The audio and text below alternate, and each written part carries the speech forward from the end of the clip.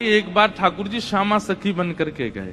ठाकुर जी ये विचार करके गए, मैं जाके किशोरी जी के मन की देख के तो आऊं। ये मेरे सामने तो प्रिय प्रिय बोले मोए, मेरे बिना ये मोए मेरे बारे में कहा बोले, मैं एक बार सुन के तो आऊं।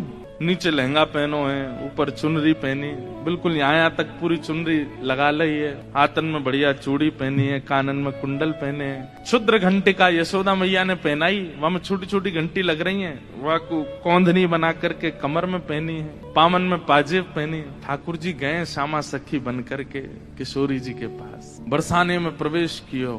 सबरी गोपी कहे आहा कैसी मनोहर चाल है, नेक सी गोपी कैसी मटक मटक के चल रही है। अरे सखी तू कौन की लाली है? ठाकुर जी तेज तो हैं बोलवे में, जो पूछे तू कौन की लाली, बोले तेरी हूँ भूल गई। अरे बड़ी चपड़ चपड़ बोला है। पहुंच गए ठाकुर जी बरसाने। बरसाने में द्वार पर जाकर के सखीन से बोले मुझ को भीतर जान दो। सखी बोली कौन हो तुम? बोली मैं श्यामा सखी हूँ। कहाँ ते आई हो? बोले पास के गांव नंदगाम ते आई हूँ, और मुझ किशोरी जी ते बहुत जरूरी बात करनी है, मुझको मिलवाओ। सखीन ने बोली बोले भानु बाबा के पास जाओ, शिकायत आदि करनी है, कोई न्याय चाहिए तो वहां जाओ, ये किशोरी जी के पास आवे के लिए नहीं है।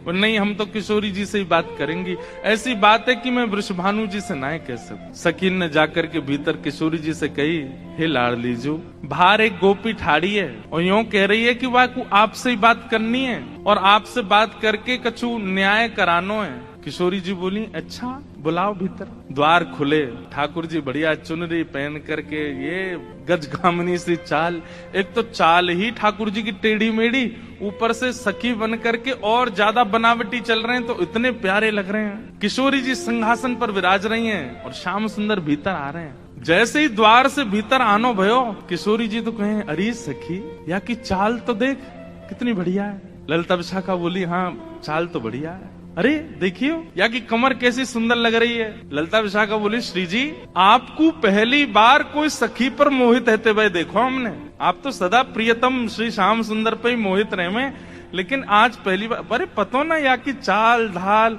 और जो जो अंग या के दिखाई दे रहे हैं, ऐसे घूंघट पकड़ी चल रही है, यहाँ से भुजा दिख रही है, नेक नेक थोड़ा उधर भी दिखाई दे रहा है, थोड़े थोड़े चरण भी दिखाई दे रहे हैं, जो जो अंग मुंह को दिख रहे हैं ना इतने प्रिय लग रहे हैं कि मैंने ऐसी प्रिय स्वरूप तो पहले देखो नहीं है। और किशोरी जी कहने ललिता तू मेरी एक बात सुन। बोल कहा ये जो भी बात करे वो सुन लेंगे, पर बाकी बात याकू अपने सखी समाज में ले लियो, मुख बड़ी भारी है, अभी याकू मुख नहीं दिखो, मुख मैं तभी यहाँ पे मोहित है गई हूँ। विशाखा जी बोली नहीं रुक जाओ, आन तो दो, बात तो होने दो।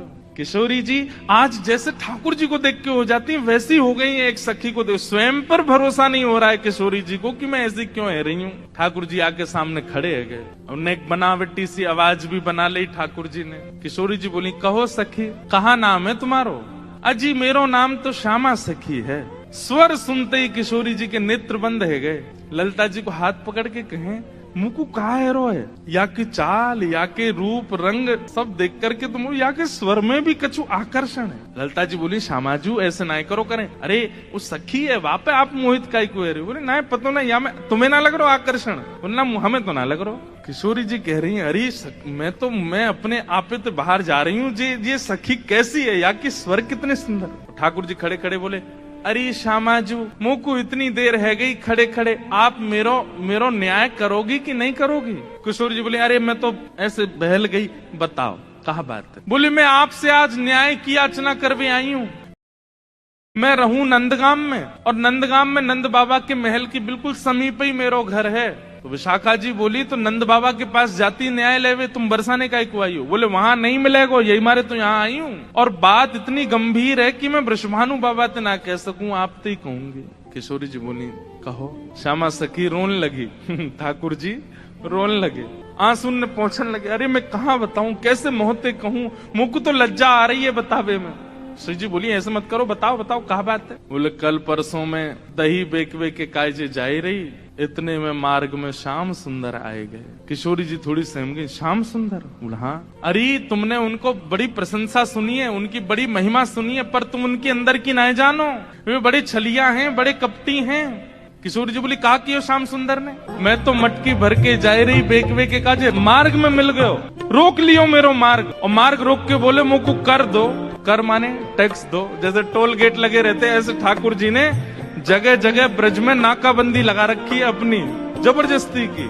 और जैसे इनको पता चले कि कोई सखी मथुरा को जा रही है तो वही मार्ग पर चले जाएं और जाए करके सब सखान के संग बैठ जाएं और आवे वाली सकीन ते कहें हमें कर दे के जाओ, जे मार्ग हमारे परदादा ने बनवायो है, ये मार्ग हतो ना हो, हमारे दादा परदादा ने ये मार्ग बनवायो, ये हमारे यहाँ मार्ग को कर लेने को अधिकार हमारो, कर दो। गोपी के कहा कर चाहिए, बोले मटकी सब नीचे धर दो, हमारो जितनो मन होगो हम ले लेंगे, बच्ची कुचे तुम मथुरा ले जाइयो, ये करे। अब मटकी नीचे धर के अगर कोई गोपी कह दे कि लाला तो जितनो हो पाले, ठाकुर जी छोड़ेंगे वहां में? स्वयं पाले, लेकिन स्वयं को पेट तो नेक सो फिर ग्वालान ने पवा में गोपी के अब तो है दे दो, अरे अभी हमारे और भी ग्वाला है, बोले फिर कौन नाम है? फिर बंदरों को कू कू करके ठाकुर जी आवाज करते हैं, खूब सारे बंदर आ जाते हैं, फिर उनको बांटते हैं। वाके बाद गोपी के सबरो मक्खन तो खत्म है, क्यों मटकी है तो छोड़ दो। ठाकुर जी बोले मजो नहीं आयो, जब तक यहाँ मटकी की आवाज नहीं आवेगी फिर डंडा तो वह मटकी फोड़े। फिर कहें गोपी मक्खन तेरो बासो नेक्सस, दोबारा लेके आइयो, ऐसो करे तुम्हारो ये कन्हैया, कौन कर देगो या को? अरे राजी राजी नेक कर ले ले तो बात ठीक भी है, ये तो मटकिन ने फोड़ दे, सबन ने खवाए दे, लेकिन मेरे संग तो बहुत बुरो कियो। किशोर जी बोली कहा कियो? बोले मेरो घूंघट उठा लियो, मेरी चुनरी खींच ली, मेरा हाथ मरोड़ दियो, और अच्छा इतनो ही कियो और तो कछु ना कियो? अरे कहाँ बताऊं और कहा कियो? बोले और कहा कियो? मैं तो चाहूं भी ना हूं कि वो मेरे पकड़ में आवे, क्यों? बिना पकड़ के इतना ऊधम मचावे, पकड़ लूंगी तो जन कहा करेगो, ऐसो कष्ट दे मुझको, मैं कहा बताऊं आपको। श्री जी थोड़ी घबरा सी गई। अच्छा श्री जी को ये है कि अकेले में मुंह से कन्हैया की बुराई कर ले तो मैं सह भी लूं, ये ललिता विशाखा के बीच में काई को बोल रही है? ये तो वैसे ही उनसे चिड़ी रहे इतनो, इनके सामने क्यों कह रही है? श्री जी कह रही है अरे तू चिंता मत करे, श्याम सुंदर को हृदय कारो नहीं है, वो बस स्वरूप ते ने कार्य से लगे, वो ने अपनी लीलान में थोड़े से ऐसे चटक मटक से हैं, बाकी हृदय से ऐसे नहीं है। तो ठाकुर जी तो सुनने आए हैं ना कि मेरे बारे में कैसे विचार हैं श्री जी के। अच्छा आप बड़ी हृदय की जानो उनकी, ठाकुर जी कह रहे हैं आप बड़ो पता हो उनके हृदय को। श्री जी बोली मतलब ऐसो तो मुझे ना पता, लेकिन हाँ जितनो मैंने सुनो है, जितनो मैंने जानो है, वहां से मेरो अंदाजो ऐसो है कि वो हृदय ते ऐसे नहीं है, वो तो बस एक लीला करें। ठाकुर जी बोले अरे श्यामाजू तुम कहा जानो, जाको रंग कारो होवे ना, जो भीतर ते अत्यंत कारो है जाए वाको रंग भी कारो है जाए। अब तो ठाकुर जी ऐसी ऐसी बुराई करने लगे अपनी ही कि श्री जी को न क्रोध आवे, और फिर इनके हृदय के भाव सुनो। जाको हृदय बड़ो कारो रे ना, वाको रंग भी कारो है जाए। श्याम सुंदर केवल लीला नहीं करे, ये हृदय तो ही ऐसे हैं। मुझे तो ऐसा लगे जैसे जैसे आपने भौरो देखो है ना, श्री जी वो एक पुष्प पे बैठे है, वाको रस ले, फिर दूसरे पुष्प पे चलो जाए, वाको रस ले, और देखो भौरो भी कारो रे और एक कन्हैया भी कारो। जो एक को कभी नहीं रह सके, ये तो सबको है, कमर भी टेढ़ी, चाल भी टेढ़ी, मुख भी टेढ़ी, और मुझे तो ऐसा लगे यशोदा मैया गोरी, नंद बाबा गोरे जी, इनको छोरा ना है जी कहीं और ते आयो है। ठाकुर जी बड़ी बड़ी बुराई करने लगे अपनी ही किशोरी जी के सामने। थोड़ी देर तो किशोरी जी सुनती रही, और थोड़ी देर बाद किशोरी जी को क्रोध आया। बोले ए श्यामा सखी बहुत देर रह गई तो बोलते बोलते, अब एक नहीं सुनूंगी तो तेरी कितने मक्खन चुरा लिए, कितनी मटकी फोड़ दी तेरी। अरे ललता लेके आ भीतर ते याकू दे दे, यहाँ आ गई है रोवे के काजे, श्याम सुंदर की बुराई कर रही है, यहाँ पे खड़े है कि तू कहाँ जाने वो कौन है? अरे पूरा ब्रह्मांड उनकी भ्रगुटी पर नृत्य करे, वो अगर अपनी भौं उठा दें तो नूतन प्रलय है जाएगा। अरे तुम ब्रजवासीन के प्रेम के काजे बेचारे यहाँ आए गए हैं, तुम तो नेक लीला कहा कर ली, शिकायत करवे आ गई वहां पे, और तू बड़ी श्याम वरण श्याम वरण श्याम वरण पे बहुत बोल रही कि जो हृदय को कारो वही स्वरूप ते कारो होवे। तू जाने कहा है वास्तव में तोए देखें लोग, मोए देखें लोग, और कोई भी दृष्टा बने या हमारे अपनो स्वरूप छुपाए करके आए वे, यदि अपने वास्तविक रूप में प्रकट है जाएं तो कोटि कोटि कंदर्प लुटावे लग जाएंगे, तो भी उनके रूप की उपमा नहीं कही जा सके। उनकी बुराई कर रही है मेरे सामने खड़े है कि वो टेढ़े से रह में, वो ऐसे रह में, वैसे। तू जाने कहा है उनके बारे में? अरे इंद्रादि देवता थर थर कांपे जिनके मारे, वो यशोदा मैया और तुम सब ब्रज गोपीन के काजे सहज है गए, सरल है गए, प्रेम के अधीन है करके सब लीला कर रहे हैं, और उनकी शिकायत कर भी आ गई है मेरे सामने। ठाकुर जी सुन के बड़े खुश है रहे मनी मन। जैसे श्री जी ने शांत है जाए, ठाकुर जी फिर एक कोई बात बोल दे, फिर श्री बिल्कुल मत बोलियो, एक शब्द नहीं सुनूंगी श्याम सुंदर के लिए। ये पूरा ब्रह्मांड उनका स्वरूप है, उनके रोम में कोटि कोटि ब्रह्मांड लुढ़कते हैं। इस ब्रह्मांड पर कृपा करके, इस भूमि पर कृपा करके वो जन्म लेकर के नंद यशोदा के यहाँ आ गए, और तुम उनके महत्व को नहीं समझ रही हो। अरे कोई ऊंची पदवी पर बैठो भयो, जब प्रेम के अधीन है जाए तो वो अपनी पदवी छोड़ करके कई बार आपके संग बैठ के पान लगे, आपकी थाली में बैठ के भोजन करने लगे। कोई आपकी थाली में भोजन कर रहा हो या को मतलब वो आपसे प्रेम बहुत करे। अरे सखी तू जाने ना है श्याम सुंदर को, वो साक्षात परमात्मा है। वो यदि तुम्हारे संग ये लीला कर रहे हैं तो अपने भाग्य मनाओ, अपने सौभाग्य मनाओ। उनकी रूप कांति को मैं कहा वर्णन करूं, कोटि कोटि किशोरी जी वार दई जाएं तो भी श्याम सुंदर की रूप की महिमा ना कही जा सके। मेरे सामने एक शब्द नहीं बोली उनके बारे में। श्यामा सखी बोली, पहले तो मैंने संदेह में सुनी कि किशोरी जी को और हमारे नंद के लाला को कछु प्रेम संबंध है, पर आज तो मुंह को ऐसा लग रहा वास्तव में हते। किशोरी जी बोली, नहीं नहीं ऐसी कोई बात नहीं है, ये तो सब तुमने ऐसी मन। नहीं नहीं नहीं, मुंह को तो लग रही है। आप इतनों कैसे जानो वाक्य बारे में, इतनों कैसे मानो वाक्य बारे में। किशोरी जी एक बात बताऊं? बोले हाँ। बोले मैं अकेली नहीं हूँ शिकायत करवे वाली, ऐसी अनेक बैठी हैं। आपको ऐसा लग रहा है कि श्याम सुंदर तो केवल लीला कर रहे हैं, पर इस वक्त यही समय श्याम सुंदर कोई और सखी के संग भी ऐसी क्रिया कर रहे होंगे। वहां को मार्ग रोक रहे होंगे, वहां के हाथ पकड़ रहे होंगे, वहां की चुनरी उड़ा रहे होंगे, वहां की मटकी फोड़ रहे होंगे और नए विश्वास होवे। तो आपको अगर बहुत प्रेम है तो आप श्याम सुंदर को पुकार के देख लो, यदि वो आ जाएं तो मैं मान जाऊंगी। आमेंगे ही नहीं। ठाकुर जी कह रहे हैं मैं तो सामने ही खड़ा हूं, मैं कैसे आऊंगा। किशोरी जी से कह रहे हैं ललिता विशाखा है भूल जाओ, बाकी सब बातें न भूल जाओ। आपको प्रेम है ना श्याम सुंदर से।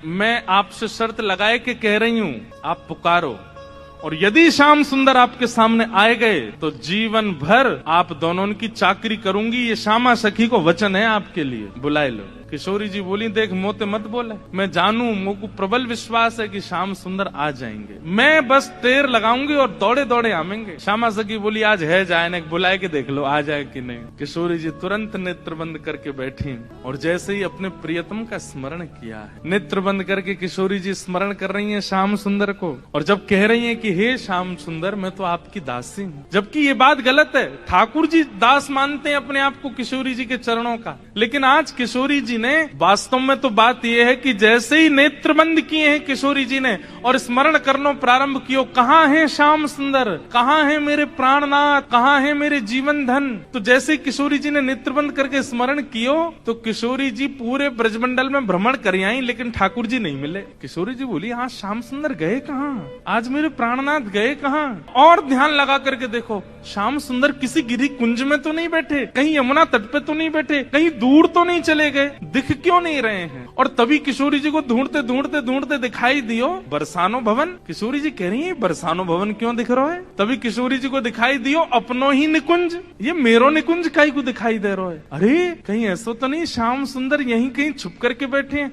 और मन में ध्यान से देखो तो किशोरी जी को अपनो ही अंतःपुर दिखाई देने लगो। किशोरी जी बोली, मेरे अंतःपुर में तो केवल ललिता है, विशाखा है, मैं हूँ और श्यामा सखी। और ध्यान लगा करके देखो तो क्षुद्र घंटिका दिखाई देने लगी जो श्यामा सखी ने पहन रखी है। किशोरी जी बोली, ये क्या क्षुद्र घंटिका, ये तो मैंने अभी कहीं, अरे ये तो श्यामा सखी की कमर पे देखी। और जब और ध्यान लगा करके देखो तो घूंघट के भीतर कमल नैन मटक रहे हैं, इधर उधर आंख मटका रहे हैं। तुरंत किशोरी जी ने नेत्र खोल करके गई, श्याम सुंदर आप तो सामने ही खड़े हो। और जैसे ये बात कही ललिता विशाखा दौड़ करके, कहाँ है कहाँ है कहाँ। बोले यही श्यामा सखी, पकड़ो याकू। ठाकुर जी दौड़ने लगे वहां से, इतने में ही पकड़ ली और पकड़ करके जैसे ही चुनरी उतारी, आहा श्याम सुंदर तो सामने ही खड़े। अब तो ललिता विशाखा पकड़ करके खड़ी हैं और ठाकुर जी की ऐसी बेणी, आहा नथ बेसर पहनी है नाक में, ऐसी सुंदर बिंदी लगा करके आए, काजल लंबो लंबो खींच के आए, अपने घुंघराले केशन की बढ़िया बेणी गूंथ करके जैसे कोई छोरी तैयार हो ऐसे बन के आए। किशोरी जी बोली, पकड़ के रखो अब इनको, ने रज रज के देख तो लूं आज। हैं सामने आए के श्यामा सखी बन के अपनी बुराई कर रहे हो मुझे। अरे श्यामा जू, मैं तो आपके हृदय की जानवे आयो कि आप मेरे बारे में कैसी विचारधारा रखो, मेरे बारे में आपके हृदय में कैसे भाव है। किशोरी जी बोली, तो कहा सुनो आपने कैसे भाव है। बोले, मुंह को ऐसा लगो करतो कि मुंह से ज्यादा प्रेम कोई ना कर सके या संसार में। पर हे श्यामाजू, आज आपके प्रेम के भाव पर तो मैं भी बिक गयो। आपको प्रेम तो अटूट है। अरे आप तो ऐसी हैं कि आप बैठी कहीं भी हो, लेकिन आपके चिंतन में सदा मैं विराजमान रहूं। मैं कहाँ जाऊं, कहाँ करूं, कहाँ खाऊं, कहाँ पीऊं, कैसे आऊं, आपको सब पता है। किशोरी जी ने कही आज एक काम करो, बोले कहा द्वार सब बंद कर दो, चटकनी लगा दो, आज जान नहीं देंगे इनको, आज यहीं बैठाओ। बड़ी श्यामा सखी बन के आई हो, इधर आओ। ठाकुर जी बोले अरे श्यामा जी मैं आपके चरणन को पूजूं, आपसे हाथ जोड़ रहा हूँ, मुझको छोड़ दो। बोले ना आज तो याकू नई दुल्हन बना के यशोदा के पास ले चलेंगे और यशोदा जी से कहेंगे देखो हमारे गांव की एक नई दुल्हन आई है, अभी ब्याह भयो, याकू आशीर्वाद दे दो। और जब यशोदा मैया अपने ही लाला को चिर सौभाग्यवती जब आशीर्वाद देंगे तब आवेगो आनंद। किशोरी जी आपसे हाथ जोड़ू, पाम परू, ऐसा मत करियो। यशोदा मैया के आगे नाक कट जाएगी मेरी, ऐसे छोरी बनो डोलू, वो वैसी मेरे पीछे पड़ी रहे। ए लाला ने अपनी चाल सुधार, दूर तो ऐसा लगा कोई गजगामिनी छोरी आ रही है का। उन्हें पता चलेगी मैं लहंगा फरिया पहन के डोल रहा हूँ, बहुत बहुत नाराज, उनके सामने नहीं, आपके सामने आ सकूं ऐसे। किशोरी जी को इतना अच्छा लग रहा है कि आज श्याम सुंदर घबरा रहे हैं। इतना घबरा काहे कर रहे हो, यहाँ पे बैठो, बगल में बैठा। सब सखी लाई किशोरी जी के बगल में ठाकुर जी को बैठाए दियो। अब श्री जी के मन में कौतिक आयो है, अरे ललता विशाखा, ठाकुर जी को हाथ पकड़ लियो। ठाकुर जी घबरा रहे हैं, जन कहा करेंगी, नेक्स्ट सामने तो आओ ललता विशाखा। दोनों सामने आ गई और बोली देखो हमेशा या सिंहासन पर प्रिया प्रियतम विराजमान हूँ मैं, लेकिन आज दो दो प्रिया बैठी है, एक श्याम प्रिया एक गौर प्रिया। अब ये बताओ दोनों में सुंदर ज्यादा कौन लग रहा है, ये ज्यादा सुंदर लग रहे हैं या मैं ज्यादा सुंदर लग रही हूँ। लहंगा इनने भी पहनो, मैंने भी पहनी है, बेनी मैंने भी गुथी है, इनने भी गुथी है, माथे पे बिंदा मैंने भी लगाया, आंखन में काजल इनके भी मेरे भी, सब कुछ। अब तुम दोनों बताओ हम दोनों में सुंदर ज्यादा कौन लग रहा हो। श्याम सुंदर ऐसे रो मत, मुस्कुराओ, कछु कर थोड़ी नहीं हूं मैं। ठाकुर जी मुस्कुराने लगे, अरे ललता बताए दे आज सुंदर कौन है। ललता विशाखा अंदर ही अंदर रो रही हैं और अंदर ही अंदर, क्योंकि किशोरी जी ने ये क्रम शुरू किया तो किशोरी जी को कम देख रही हैं, ठाकुर जी को ज्यादा देख रही हैं, क्योंकि किशोरी जी नहीं तो ये खेल शुरू करवाया। बताओ दोनों में सुंदर कौन। तो उनसे क्या कहें, ठाकुर जी को देखती हैं और देखते देखते देखते अश्रु भराते हैं नेत्रों में। बोले आप ही बताओ ना क्या करें, दोनों ही समान लग रहे हो हमको, दोनों ही एक जैसे लग रहे हो, दोनों में ये न्याय करना बड़ा मुश्किल है। ठाकुर जी आप ही कछु संकेत करो, क्या बताएं। जैसे ठाकुर जी ने देखी ललिता विशाखा बड़ी परेशान है गई हैं, तो पहले ठाकुर जी नेत्र बंद कर लिए और नेत्र बंद करके मानो ऐसे करके बैठ गए। बोले कि अगर तुमने इनको श्रेष्ठ बतायो तो फिर याद रखियो, तुम बच के दिखाइयो मोते। ललिता विशाखा सोच रही भाई जीनो तो हमें श्री जी के संग है, और श्री जी की अगर हम प्रशंसा कर देंगे तो ठाकुर जी नहीं छोड़े, ठाकुर जी की कर देंगे तो फिर श्री जी कहेंगे अच्छा जाओ नंदगाम में बोरिया बिस्तर लेके जाओ, वहीं रहो, यहाँ नहीं रहना। अंत में ठाकुर जी से कहने लगी, बोले बताओ तो क्या करना है। अंत में ठाकुर जी को दया आ गई, दया आके ठाकुर जी ने ऐसे इशारा किया, बोले इन्हीं की बताओ, बेसर इन्हीं की अच्छी है। बोले मेरी प्रशंसा कर दोगे मुझे सुख नहीं मिलेगा, इनकी प्रशंसा करोगे ये राजी भी आ जाएंगी, मुझे भी सुख मिले। और ललिता विशाखा बोली कछु नेक सरस, ये नहीं स्पष्ट बोला कि श्री जी की बेसर, श्री जी को श्रृंगार ज्यादा सुंदर है। क्या कह रही है, बोले हे नंद नंदन हमें क्षमा करियो, कछु नेक सरस लली की बेस, आपसे नेक ज्यादा नहीं, नेक सुंदर हमारी श्यामा जी लग रही। और ये बात कहते ही ठाकुर जी सिंहासन से नीचे आ गए कि अरे जय हो हमारी श्यामा जी की जय हो, हमारी लाडली जी की जय हो, हमारी वृषभानु दुलारी की जय हो। सब जय जयकार करने लगे। किशोरी जी बड़ी आनंदित है गई, लेकिन मनी मन सोचने लगी अरे ललता तेने गलत कियो, ठाकुर जी ज्यादा सुंदर लग रहे हैं। अब ललता जी बोले अब ये लो, ये अलग लड़ाई होगी, अब ये यूं लड़ेंगे कि तुमने मेरी काय को कह दी, तेने देखी ना, देख कैसी बेसर पहन के आए, देख कैसी भौं लग रही है, तेने गलती कर दी, मेरी प्रशंसा इन्हीं की करनी तो है, आप कह रही हो तो यही सुंदर। अच्छा तो या को मतलब तेने वास्तव में ना कही, अब इनके पक्ष में चली गई।